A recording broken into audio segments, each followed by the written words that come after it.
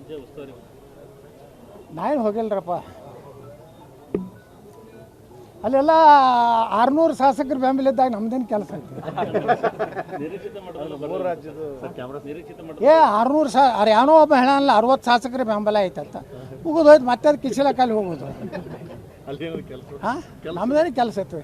60 ಅನ್ನೋದಿಲ್ಲ, 600 ಶಾಸಕರು ಅವ್ರಿಗೆ ಬೆಂಬಲ ಐತಿ, 1500 MP ಬೆಂಬಲ ಐತಿ, 1000 MLC ಬೆಂಬಲ ಐತಿ, ಇಡೀ ರಾಜ್ಯದ ಕಾರ್ಯಕರ್ತರ ಬೆಂಬಲ ಐತಿ.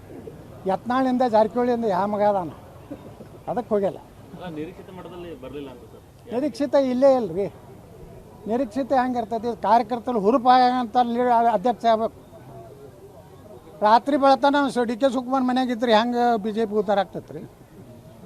ರಾತ್ರಿ ಡಿ ಕೆ ಶಿವಕುಮಾರ್ ಮನ್ಯಾಗ, ಮುಂಜಾನೆ 4ಕ್ಕೆ ಸಿದ್ದರಾಮಯ್ಯ ಮನ್ಯಾಗ, 11ಕ್ಕೆ ಬೋಲೋ ಭಾರತ್ ಮಾತಕ್ಕೆ ಜಯ ಅಂತ ನಡೀದಿಲ್ಲ.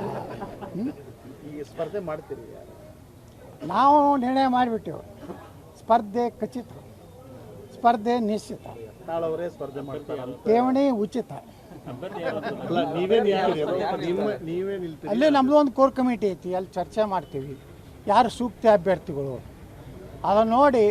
ನಮ್ಮ ಕೋರ್ ಕಮಿಟಿ ಯಾರು ನಿರ್ಣಯ ಮಾಡ್ತೈತೆ ಅವ್ರನ್ನ ಅಭ್ಯರ್ಥಿ ಮಾಡ್ತೀವಿ. ಪ್ರಜಾತಂತ್ರ BJP ಒಳಗೆ ಐತದ್ದು ತೋರಿಸ್ಕೊಡ್ತೀವಿ. ಯಾಕಂದ್ರೆ ಅವ್ರ ಹಿಂದೆ 600 ML ಇದ್ದಾಗ ನಾವು ನಿಂದ್ರೋರೆ. ಕೋರ್ ಕಮಿಟಿಲಿ ಹೆಸರು ಅಂತಿಮ ಆದರೆ ಯಾಕೆ ಕೋರ್ ಕಮಿಟಿ? ಒಂದು ವೇಳೆ ಕೋರ್ ಕಮಿಟಿಯಲ್ಲಿ ಯತ್ನಾಳ್ ಹೆಸರು ಅಂತಿಮವಾದರೆ ಸ್ಪರ್ಧೆ ಖಚಿತ, ಗೆಲುವು ನಿಶ್ಚಿತ.